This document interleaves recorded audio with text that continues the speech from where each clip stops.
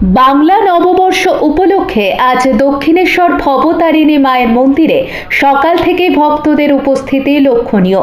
পুজো মন্দিরের প্রাঙ্গণে প্রভাতী সংকীর্তন গানের মধ্যে দিয়ে মায়ের আহ্বান সম্পন্ন হয়। যারা ব্যবসা বাণিজ্য করেন তাদের ব্যবসার উন্নতির লক্ষ্যে লক্ষ্মী গণেশ মূর্তি নিয়ে মায়ের কাছে পুজো দিতে আসেন অনেকেই। তবে কড়া পুলিশি নিরাপত্তার মধ্যে দিয়ে গোটা মন্দির চত্বর ইতিমধ্যেই ঘিরে ফেলা হয়েছে, যাতে ভক্তদের মধ্যে পুজো দিতে কোনো অসুবিধা না হয় এবং অপ্রীতিকর কোনো ঘটনা যাতে না ঘটে সেই দিকেও সচেতন পুলিশ প্রশাসন। নিজস্ব প্রতিনিধি রিপোর্ট, সানভি নিউজ বাংলা, মানুষের পাশে মানুষের সাথে। আপনারা দেখছেন সানভি নিউজ বাংলা, মানুষের পাশে মানুষের সাথে।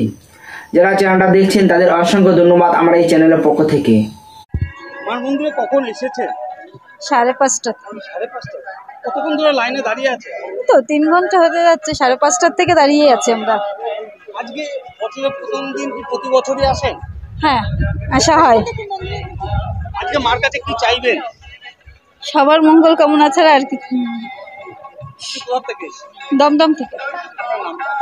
দেবিকা সাহা। মায়ের মন্দিরে কখন এসেছে? আমি মায়ের মন্দিরে সকালেই এসছি, এই 6:30 নাগাদ ঢুকেছি। কতক্ষণ ধরে লাইন দিয়ে থাকতে হলো?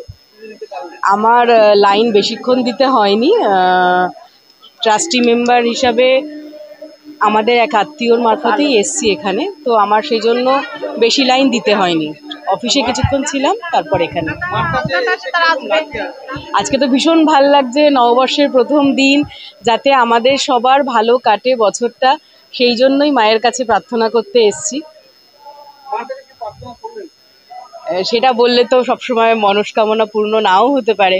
আমাদের বাঙালিদের একটা রীতি আছে, মনস্কামনা যা হয় সেটা আগে থেকে বলতে নেই, পূর্ণ হলে তবেই বলতে হয়, আবার পুজো দিতে হয়। আপনার নামটা? আমার নাম কৈলা ঘোষ, অশোকনগর থেকে এসছি। অশোকনগর, উত্তর 24 পরগনা থেকে এসছি।